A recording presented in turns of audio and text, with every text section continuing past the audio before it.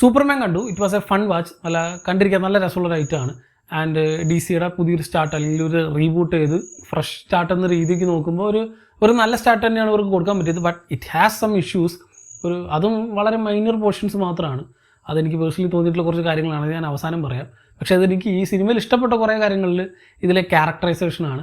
Apart from Superman മറ്റ് കുറേ ക്യാരക്ടേഴ്സിനൊക്കെ equal and important role ഇത് ഈ സിനിമയിൽ കൊടുത്തിട്ടുണ്ട്. പ്രത്യേകിച്ച് ഇപ്പോൾ ലെക്സ് ലൂതർ എന്ന ആൻറ്റഗോണിസ്റ്റ് ക്യാരക്ടർ മുതൽ ഇപ്പോൾ ഒരു കമ്പാനിയനായിട്ട് നമ്മൾ വിചാരിക്കുന്ന ക്രിപ്റ്റോ എന്നൊരു ക്യാരക്ടർ ഉണ്ടല്ലോ, ആ ഒരു പട്ടിക്കുട്ടി ഡോഗ്, ആ ക്രിപ്റ്റോ ആണ് ഈ പടത്തിൽ സ്കോർ ചെയ്തിട്ടുള്ളത്.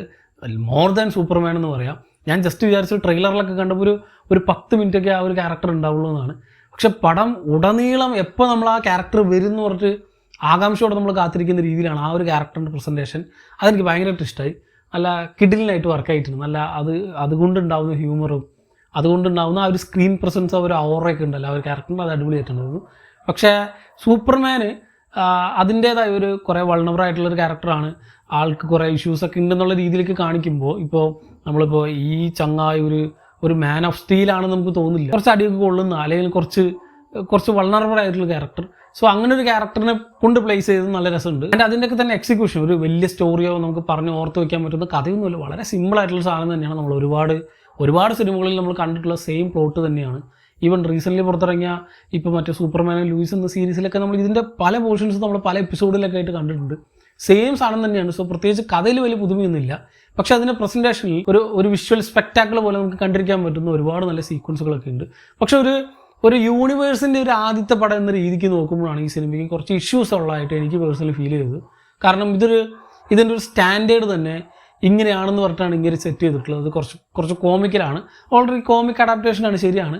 പക്ഷേ ഒരു കുട്ടികൾക്ക് കാണുന്നൊരു പടം ഒന്ന രീതിയിൽ ആ ഒരു അപ്രോച്ചാണ്. ഇപ്പോൾ ഈവൻ ജെയിംസ് ഗണ്ണ് തന്നെയാണ് ഈ പറയുന്ന നമ്മുടെ ഗാർഡിയൻസ് ഓഫ് ദി ഗാലക്സി എടുത്തിട്ടുള്ളത്. പക്ഷേ കുറച്ചും കൂടി സീരിയസ് ആയിരുന്നു. അത് ആവേണ്ട സമയത്തെങ്കിലും ചില സമയത്ത് ഈ പടം സീരിയസ് ആവുന്നുണ്ട്. പക്ഷേ ഇതിലങ്ങനെയല്ല. ഈ പടം സീരിയസ് ആവുമ്പോഴും നമുക്ക് ആ ഒരു ലൈറ്റ് ഹാർട്ടഡ് ഫീലാണ് പടം മുഴുനീളം നമുക്ക് തരുന്നത്.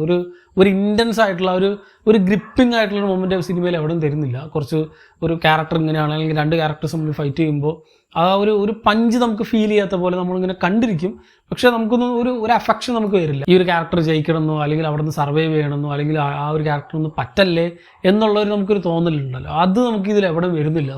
ഒരു കൈകലത്താണ് ഈ ഒരു ക്യാരക്ടർ മുഴുനീളം നിൽക്കുന്നത്. ഈ ഒരു എൻ്റയർ യൂണിവേഴ്സിൻ്റെ ഒരു സ്റ്റാർട്ട് എന്ന നിലയ്ക്ക് ഇങ്ങനെയാണ് ഇതിലെ എല്ലാ പടങ്ങളും പോകുന്നതെങ്കിൽ അതൊരു നമുക്കൊരിപ്പോൾ മാർവലിലെ പടങ്ങളൊക്കെ നമുക്ക് ഫീൽ ചെയ്ത പോലെയോ അല്ലെങ്കിൽ സ്നൈഡറിൻ്റെ മറ്റു സിനിമകളൊക്കെ തന്നെ DC സിനിമകളൊക്കെ തന്നെ നമുക്ക് ഫീൽ ചെയ്ത പോലെ ഒരു ഇമ്പാക്റ്റ് ഇല്ലാതെ നമ്മൾ കണ്ടിരിക്കാൻ നല്ല രസമുണ്ടാവും. പക്ഷെ നമുക്കൊരു റീവാച്ചിങ് എബിലിറ്റിയോ അല്ലെങ്കിൽ നമുക്ക് ഓക്കെ ഇന്ന സാധനം വെച്ച് കഴിഞ്ഞാൽ അടുത്ത് വരണം എന്ന് പറഞ്ഞിട്ട് നമ്മൾ ആഘോഷത്തോടെ കാത്തിരിക്കുന്ന ഒരു ഔട്ട്കം ഇതിന് തരാൻ പറ്റിയിട്ടില്ല എന്നാണ് എനിക്ക് പേഴ്സണലി ഫീൽ ചെയ്തിട്ടുള്ളത്. കാരണം ഇനി അടുത്തത് എന്തെന്നുള്ള ഓക്കെ ഈ ഒരു ക്യാരക്ടർ ഉണ്ട്, ഇനി ഇത് വെച്ചിട്ട് ഈ ഒരു സാധനം വരാണ്ട് എന്ന് പറഞ്ഞാൽ ഒരു യൂണിവേഴ്സിൻ്റെ ഒരു ബിൽഡപ്പ് ഉണ്ടല്ലോ, ആ ഒരു ബിൽഡപ്പ് കുറവാണ്. അവിടെ ഇവിടെയൊക്കെ ആയിട്ട് കുറേ ക്യാരക്ടേഴ്സ് ഇങ്ങനെ സ്കാറ്ററായി കിടക്കുന്നുണ്ട്, ഓക്കെയാണ്.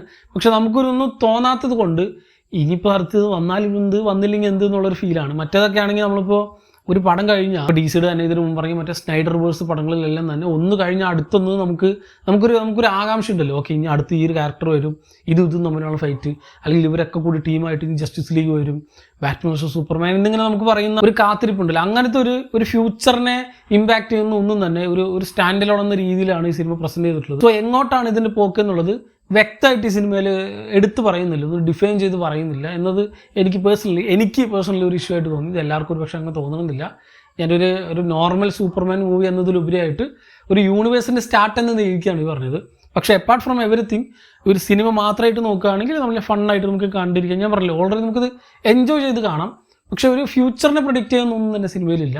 ആൻഡ് ഓൾസോ ഒരു മൾട്ടിപ്പിൾ വാച്ചിന് തോന്നിയ സാധനമായിട്ടൊന്നും എനിക്ക് ഫീൽ ചെയ്തിട്ടില്ല. ഇപ്പോൾ മാൻ ഓഫ് സ്റ്റീലൊക്കെ എടുത്താൽ അത് എത്ര വട്ടം കണ്ടാലും നമുക്ക് മതിയാവില്ല. കാരണം അത് കാണുമ്പോൾ തന്നെ നമുക്കൊരു മാതിരി അതിൻ്റെ ബാക്ക്ഗ്രൗണ്ട് സ്കോറും എല്ലാം കൂടി ഓരോ സീൻ ബൈ സീൻ നമുക്കിങ്ങനെ ഓർത്ത് വയ്ക്കാൻ പറ്റുന്ന ഒരു ക്യാരക്ടറിങ്ങനെ വന്ന് നിൽക്കുമ്പോൾ കിട്ടുന്ന ഒരു ഓറ ഉണ്ടല്ലോ, ആ സാധനം നമുക്ക് ഇതിൽ കിട്ടില്ല. ഇതിൽ ചില സീക്വൻസുകൾ അവിടെയൊക്കെ ആയിട്ട് വരുന്നുണ്ടെങ്കിൽ ഞാൻ ഈ പറഞ്ഞ പോലെ ഒരു പ്രോപ്പർ കണക്ഷൻ, ഒരു പ്രോപ്പർ അഫെക്ഷൻ നമുക്ക് ഈ ക്യാരക്ടറിനോട് തോന്നാത്തത് കൊണ്ട് നമ്മളിങ്ങനെ കണ്ടിരിക്കും. നല്ല 3D ഒക്കെ നന്നായിട്ടുണ്ടായിരുന്നു. പക്ഷേ ഒരു വട്ടം ഒന്നും കൂടി കാണുമെന്ന് ചോദിച്ചാൽ ഇല്ല എന്ന രീതിയിലുള്ള ഒരു ഡീസൻറ്റ് വാച്ച് തന്നെയായിരുന്നു എനിക്ക് പേഴ്സണലി സൂപ്പർമാൻ എന്ന ഈ ഒരു പടം. ഇതിനു മുമ്പ് പുറത്തിറങ്ങിയ മറ്റ് സൂപ്പർമാൻ സിനിമകളിൽ തന്നെ ഏറ്റവും ബെസ്റ്റാണെന്ന് ചോദിച്ചാലും ഇല്ല.